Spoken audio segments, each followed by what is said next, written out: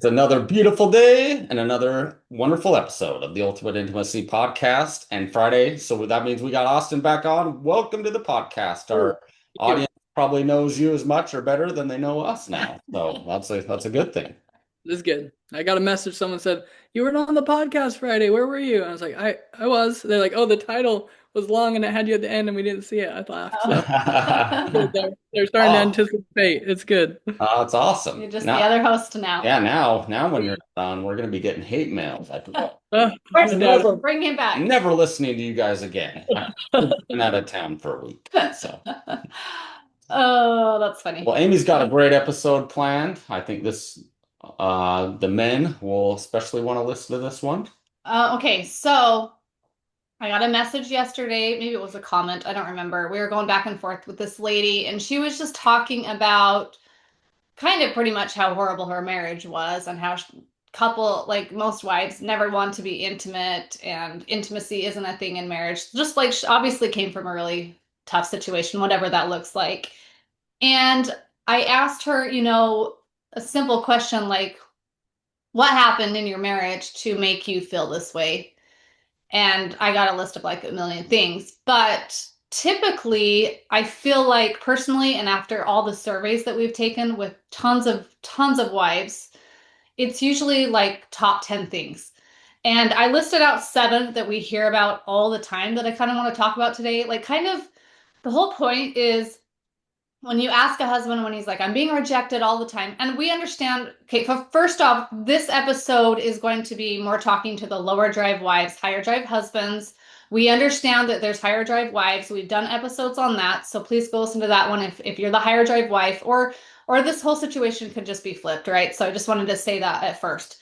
But for a lot of husbands, when they're complaining about rejection, we usually ask them like, what has happened? What's going on in your marriage? I know there could be Yeah. deep things, right? And that could take a lot of time, or there might be a list, whatever. But for the most part, husbands like, I don't know, she just kind of stopped wanting it. I think to have a great marriage, obviously we talk about communication. This episode isn't just on communication, but when you ask a husband, like, well, what happened in your relationship for her to just kind of start withdrawing from the intimacy part? He's like, I don't know, Yeah. And when Nick's like, when I'm not in the mood, or not that I try never to reject, but when things are going on and it's not on our priority list, Nick's really good at being like, hey, what's going on with you? Like, what's going on? Are you not feeling good? Is there a disconnect? Is there resentment? Do we need to talk about something? And that's what's so great about a husband that's like really trying to read the room and really be emotionally connected to his wife, is he's asking these kind of questions like, I want to be close to you. What's going on here, right?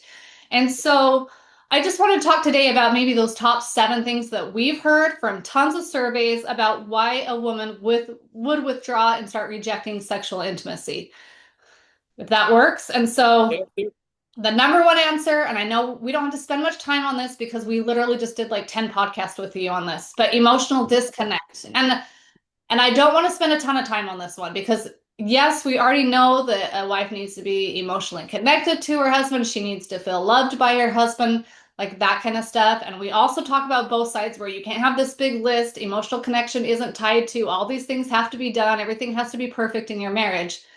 But Yeah. I think the average loving husband understands that, yeah, she needs to be emotionally in tune with me. Like we got to be on a good page, right? Yeah, the thing I would say to that, and let's maybe talk remedy real quickly of all these. Emotional connection, right? We've talked about it. It can be connected in the pain and the fear and the right. It's empathy, the compassion. We talked about that recently. But if a husband or wife can take the time to go, how do I want my spouse to feel with me, no matter what's going on? So the example you gave with Nick, you're aware something's going on. You don't know what, but she's not, in a certain Not space. herself, yeah. If I say, hey, what do I want her to feel from me? I want her to feel loved, cared for, thought of, she matters. No matter what's going on, I can come and lift that a little bit, right? If she's alone in any type of struggle or pain or hurt, and I'm loving and thoughtful, it's gonna lift it a little bit. And if you're doing that so you can have sex the next 10 minutes, she's gonna feel that, right? So it has to be I love you. I want to help you feel something different emotionally. Um, I met with a couple yesterday and I said, I genuinely believe when I go to God and say, I don't know exactly what's going on for my spouse, I want to help, and I sit in silence for a minute, my thoughts will be filled with the right things to do for my spouse, like every time. And then if I go and do it, she's going to feel that not from a needy place, not from a I want something. She's going to feel I'm aware of her, I care about her, I want to connect with her, and I want her to feel connected. Then we can move together to a new place. Does that make sense? That is beautifully said. Yeah, I think the other thing to point out too is a lot of times, when people, we're not emotionally connected, people wait for this answer like, well, you need to do this. But I think every couple is going to look different. Like for Amy and I to be emotionally connected might look completely different than for Mhm. another couple. So as Amy always says, read the room, understand what your spouse needs and what they need to fill that bucket, so to speak. Because for Amy and I, we spend so much time together, it might be, 10 minutes to fill that emotional bucket, where for another couple, it might look totally different. Yeah, I think in one of our last two episodes, I think I outlined this kind of process of like awareness, curiosity, attunement, right? Empathy, compassion, these different things. I think if couples refer to that, it gives a sequence and it's all about caring. So often a man is going, I want to be sexually intimate, and they bring their want instead of what does my spouse want and need right now? When you come from that giving space, that will feel something up for her, and then she'll be more inclined to reciprocate Yeah. his pattern. So Yeah. And let me just exclamation mark what you said like 20 times. If you do it 10 minutes before you want it, she's going to not feel connected to Yeah, you. you need at least 15 or This 20 is not minutes. transactional. This is part of your marriage. This is right, how you live every day, right? right, Okay, yeah, jumping to the next one is hormone imbalance. okay, You can have an amazing marriage where you're emotionally connected, you go on date night, you are great at parenting and running the home together, and he's a great husband and you still just don't want it. right, Hormones can play a part. I'm going to add health issues in there, stuff like that. Like, I'm not saying this is a husband, and a lot of these are not husbands, you need to step it up in order for this to work. A lot of the right. time, it's wives, you need to step it up if you notice anxiety, depression, whatever it is that's affecting your drive. It is both people's job in a marriage to make intimacy work, right? Yeah, yeah. The space I would say there is right, and women as well, but we tend to feel rejected when sex isn't there. Hormonal things, along with many other things, right? A kid is sick, or I had a stressful day. Like those things aren't about rejecting you. It's about I'm not in the. I don't want to be sexual. It's not going to be enjoyable. I can't bring my whole self there. And so the ability to try to understand like what is it? So if it's hormones, right? What do we need to do to have that balance? Is it medical? Is it diet? Is it better sleep? Like so many of the basic health things play into hormones. Mm-hmm. I think taking care of self and going, why don't I have desire or drive, or why am I depressed? How do we work together as a couple to get to a place where those things aren't in the way? And so often what I see with couples, it's like, hey, you have that. Hope you work that out. Mm-hmm. I'll tell you, one of the biggest, like the top cause for depression is marital dissatisfaction. So, right, for example, if your spouse is depressed for any reason, if you can start to create marital satisfaction, not just sexually, but across the board, even if that depression's from somewhere else, it's going to lift it. Same with some of the hormonal components of this. Okay. When couples are living in fight or flight, or they're constantly hitting, chaos, that is stress hormones pouring through the body.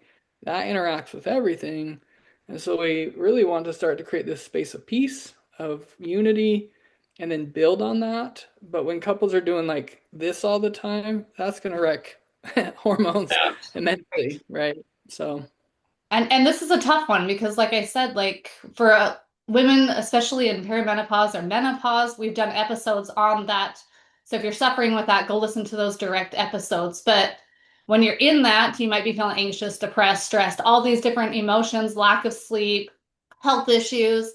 And then all of a sudden you're going to be like, I don't want to do that. That's the last thing I'm thinking of. And then the disconnect gets even further, right? Yeah. So I think it's just, I just wanted to say, wives, if you're listening and your intimate life isn't great because you just kind of don't want it because of this, like, look inward and literally go get the medical, whatever physical self-care help that you need to do because it is both people's jobs. And husbands, be patient with her and give that emotional support during these times so that she feels loved and that so she wants to change it. Because if you're like feeling rejected and then you withdraw and you're getting upset, those kind of things, she's not going to want to go fix it because she's not even feeling connected Yeah. anyways, right? So we talk about that game all the time.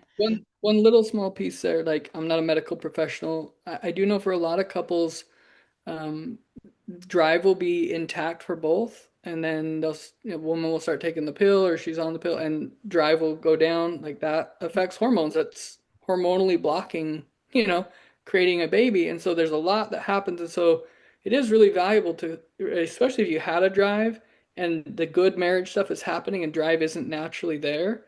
I would definitely look in medically to that. And then husbands being patient with that. Like Yeah. it's not a choice thing. It's not like I think I want to not have a drive. It's like happening to the wife and to you.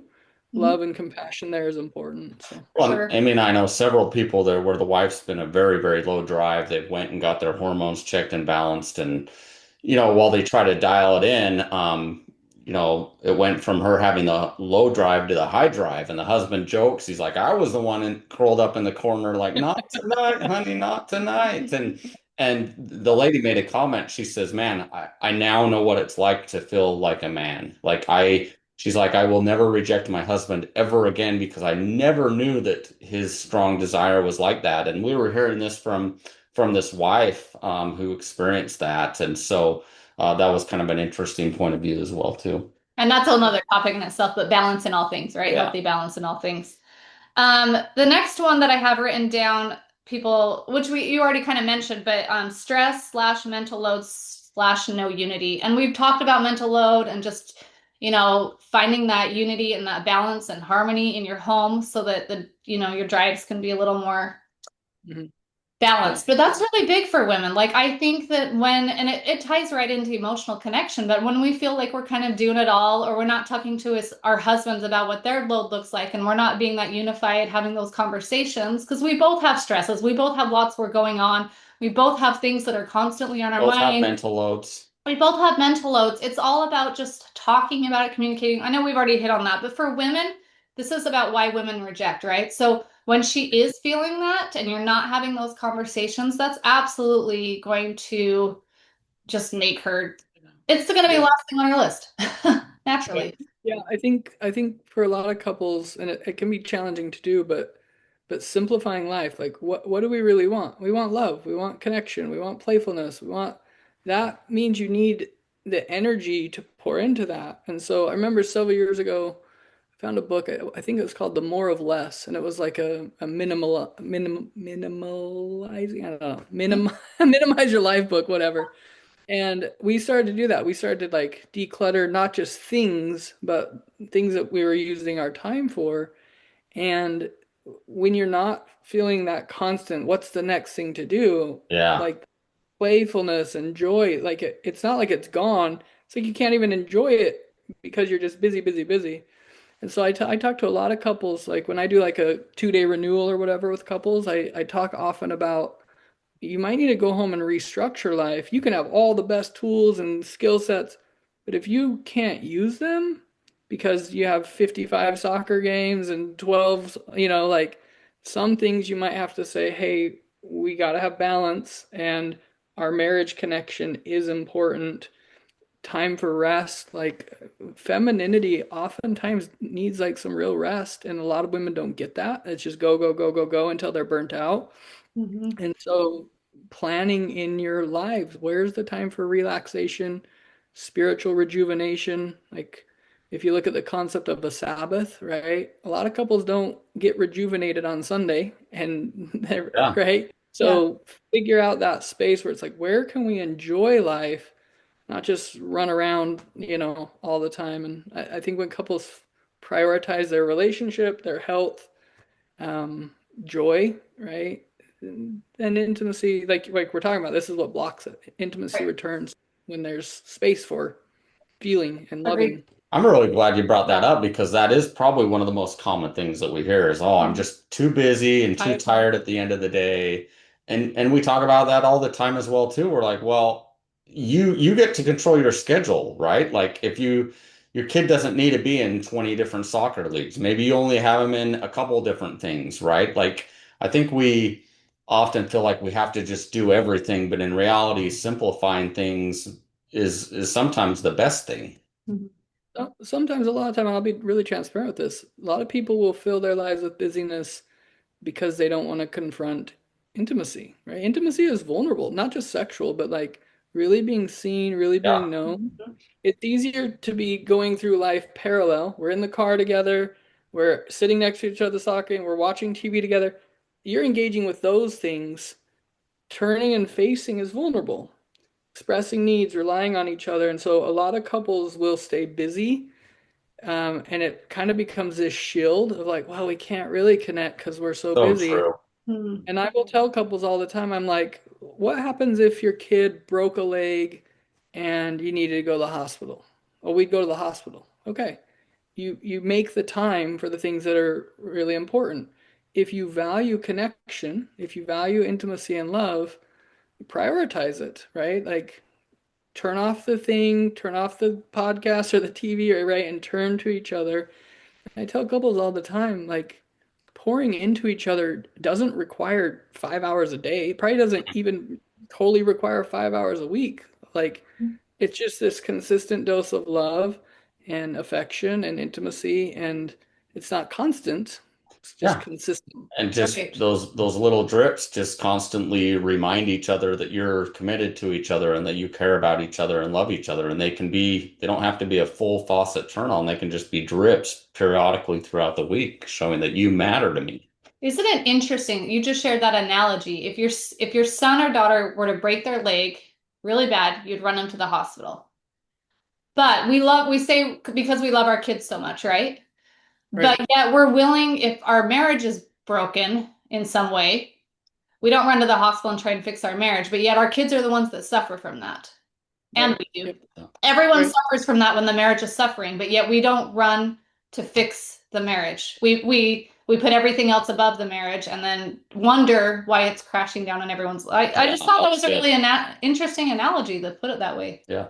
And let me add this too, because like from a Christian standpoint, right, who's the master healer? Christ, right? And very rarely do people take their relationship to Christ and say, "Hey, this isn't working well.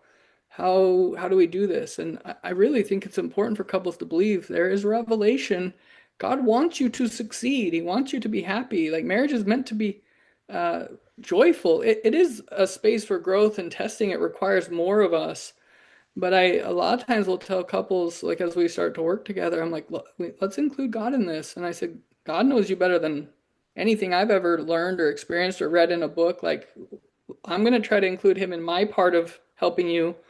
Will you two do the same? And Yeah. when God's in the equation of our marriages, he heals broken things. He's the master physician. So I like that. Love it. Yeah, I love that as Love well that. too. It's so beautiful. Okay, moving on to number four is lack of respect and feeling loved. I know that also ties into emotional intimacy. These things all pretty much tie into emotional intimacy. Yeah. But I want to say I think there are husbands out there that don't know how to show respect to their wives. I think in the way they yell at them and get angry or just treat them in general Or or look at other women and dismiss their feelings. dismiss their feelings, talk over them, are more in control. Like there's just a lot of ways to disrespect a wife. And that's like one of the like I've never experienced that because Nick's amazing, but I can only imagine what a wife feels like when she's disrespected in one of those ways. And I think I would be like, yeah, no to intimacy if I was being treated like that. Yeah, it's funny because I see these like I don't know, like TikTok or Instagram, YouTube type things where a husband is interacting with a wife in a way men often interact with buddies. It is a very real thing that male bonding often happens through teasing and, kind of Hmm. joking. But then when men do it to wives, it's not, it doesn't have the same effect, right? So true. So true. It's not funny I either. no, and I think helping, right? This is where I care about you. Does this behavior feel good to you? Does it help you feel respected? Unfortunately, we live in a culture where so much around love and especially sexuality is not respectful at all. It's very selfish, it's very using, especially in the pornography realm. I work with a lot of people that the pornography types of stuff is it's not a respectful, loving, it's a use kind of abuse type of situation. And so going to your spouse and saying, what helps you feel respected? And I would say, and admired. Respect should be baseline, Right. right? Yeah. What Right. helps you feel admired, adored, cherished? Like, let's figure that out. Um, and then if you're doing those things, respect will be intact. I really encourage respect as a baseline. Like, how do I help you feel respected? Okay, I won't do that anymore if it doesn't feel good, even if I think it's funny or whatever. Like Mhm. it's affecting someone's emotions. And then you go, well, why don't you want to have sex with me? I hear this all the time. He was just a jerk to me Mhm. and he yelled at me or snapped at me. And then like an hour later, he's like, hey, baby, you want to go out have sex? And he's Yeah. confused why she doesn't want to. It's like, bro, No, that's why she doesn't want to. She doesn't like you right now because you're not being nice, you're right? mean. So, Yeah. yeah, You're literally right. mean. Yeah, Okay. Meanness does not equal intimacy. Um, right. I could do an entire podcast on that, but we're going to move on. The next one is feeling used inside or out of the bedroom, which what you just said, lack of respect. Feeling used, I wanted to add inside or outside of the bedroom because if a wife feels like she's just taking care of him like his mom and then he wants to be intimate, she's going to feel used in that way. If Right. she's, and the last one is not enjoying it physically. I don't want to skip ahead. But Sure. if she's feeling used in the bedroom, like this is for his pleasure, once again, Right. that's disrespectful. And number two, she's not going to want it, right? So, Right.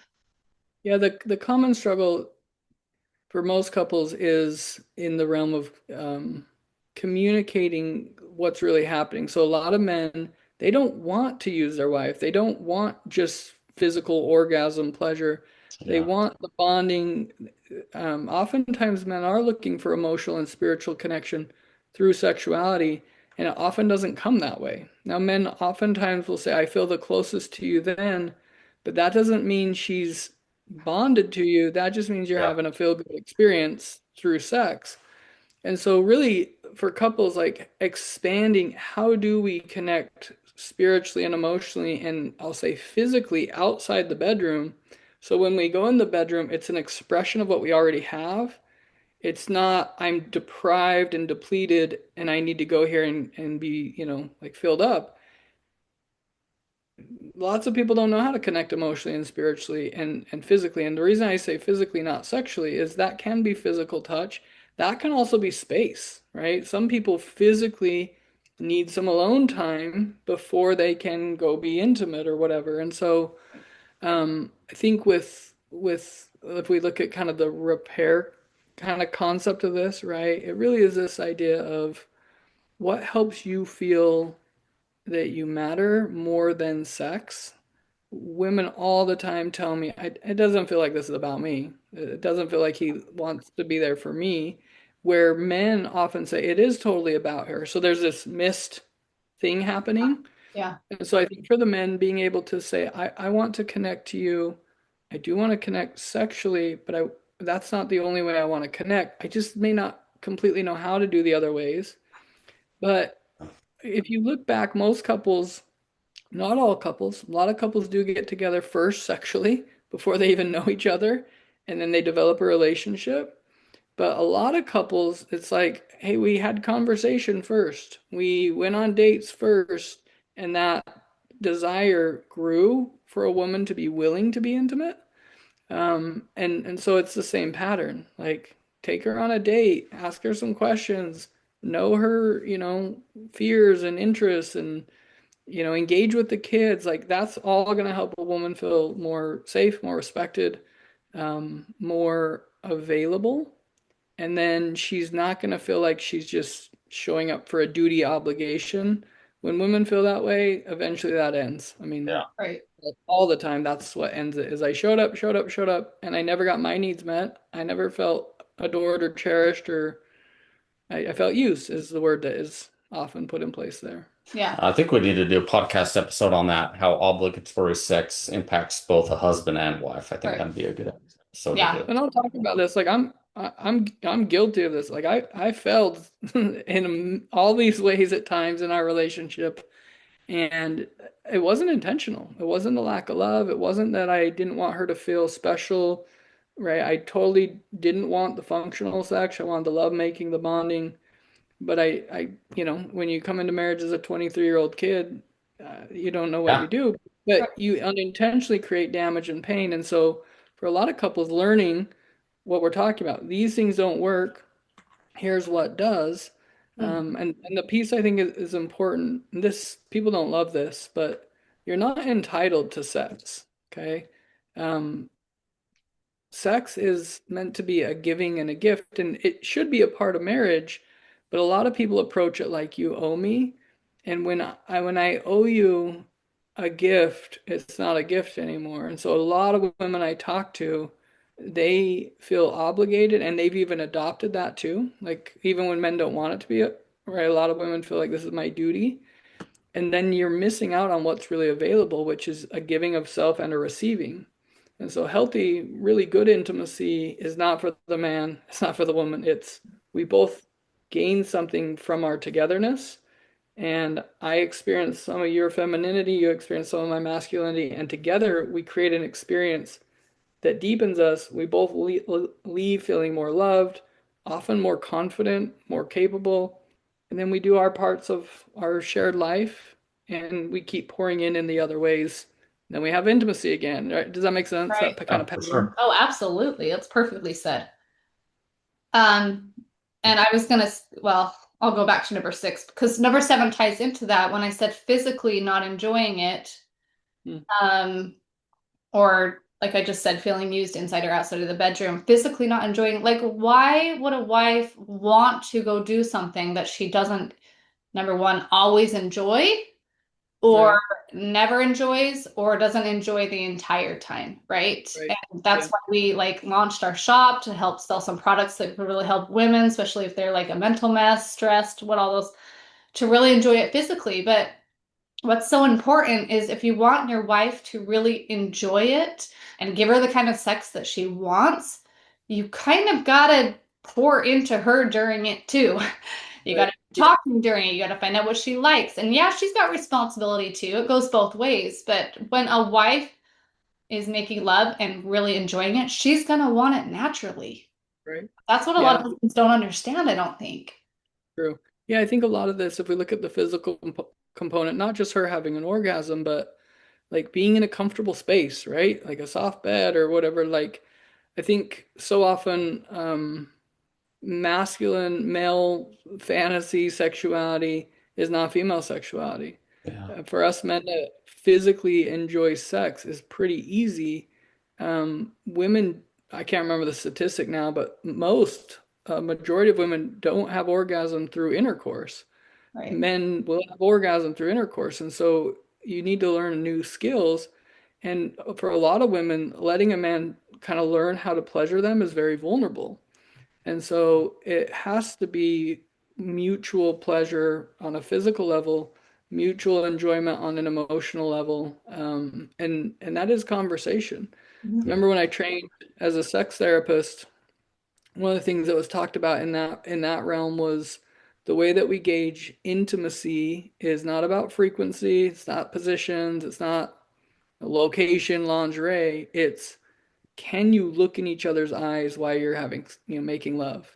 Can you talk like live in it? Hey, that feels good. That doesn't. Would you like to try this? This turns me on. Like that means you're being intimate in the moment.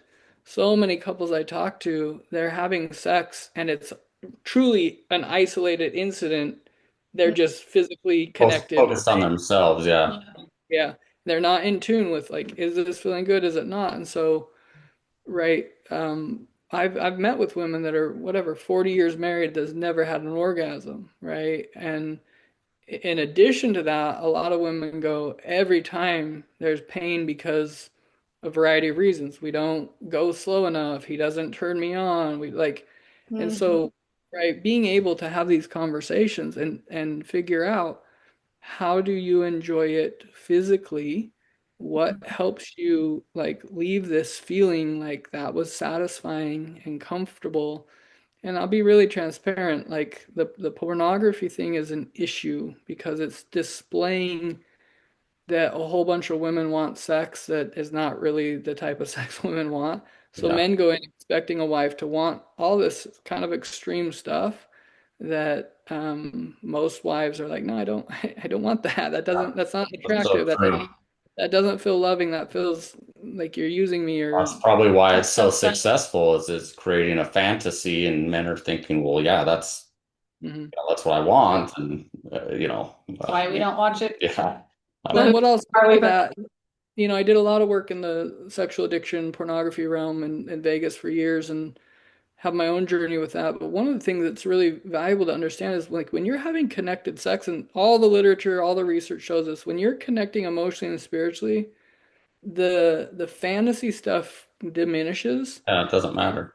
We used to do this exercise where we'd have people write out their fantasy and then we'd kind of dissect it. It all tied to getting an emotional need met Mm, that even the fantasy doesn't meet, right? Yeah. And so being able to come to this place where it's like, I want to feel loved and I want you to feel loved. And how do we do that? You know what? You might have a bad orgasm. You might, have your wife trigger because of some trauma and you stop. It doesn't mean it's an unsuccessful non-bonding thing. Western sexuality often focuses sexuality, the goal is orgasm. Um, if you focus on orgasm, then you're missing out on way more that's available. If you focus on love, connection, shared experience, orgasm is more likely to happen for women. mhm. And the process to get there is better for a man because she's engaged in it, not just Right, being used. Yeah, Kind for of right. going sure. back to the last one. So, Absolutely, which leads us right into the last one, which is resentment. If she has felt used, if she's felt that lack of respect, if she's felt like you've been emotionally distant for a long time, a lot of those things are going to cause that resentment, right? And resentment is like this wedge that just boom kills your sex drive for a wife. right. It just does. Like a lot of husbands might not understand that because it's a lot more physical for them, but for us emotionally, if there's a resentment, it's gone real quick. Right. Right. Yeah, and I think the place where a lot of good can come from conversation is really trying to understand resentment comes from hurt that is unresolved. I resent you. A lot of people couldn't have compassion that you hurt me, even if it was, a bad day or even if it was intentional. But when I've expressed that you've hurt me and you don't apologize, you don't change, like that's where resentment builds. Mhm. Resentment is it's a protection. Like, I got to feel resentment towards you because you can hurt me, so I'm going to push away. Right. And resentment is really close to then anger, right? Can be the next kind of component there. I would say along with resentment, um, maybe to resolve it.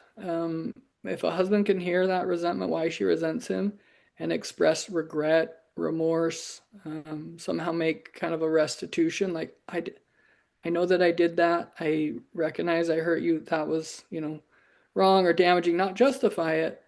That's where that resentment can start to like be resolved for a wife.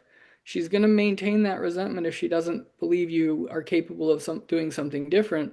She only believes you're capable if you can verbalize, Yeah. I see how I hurt you. I've made these changes so I won't do that anymore.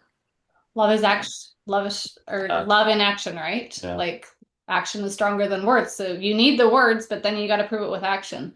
And yeah, resentment, I mean, this goes both ways. This takes, I mean, all these things take both of you. I don't want to throw this on the husband and say you're the one killing our sex drive. This takes both people. A lot of these things are both people. It's about mutual respect. It's about mutual emotional connection. Like all these things take two Yeah. people, and it takes really good conversations and all these things. So it's definitely like a mutual thing. But I thought those were great. Yeah, those are I good. just like kind of throw out those top seven because I really, those are all the things that we've heard. for people for 7 years. Those are always the poll answers. It's some form of one of those things. And we just hopefully husbands can understand like most women want to be intimate deep down inside. There's just something kind of in the way. You know what I mean? And that takes good communication, just talking about it and being on the same team and be like, I want to be there with you. I'm missing this or I'm missing this. And learning to have Right. those conversations. So, yep. Yeah, I think if a husband could say, "Help me understand," and then how can we work through it together, right? That Yep. caring approach.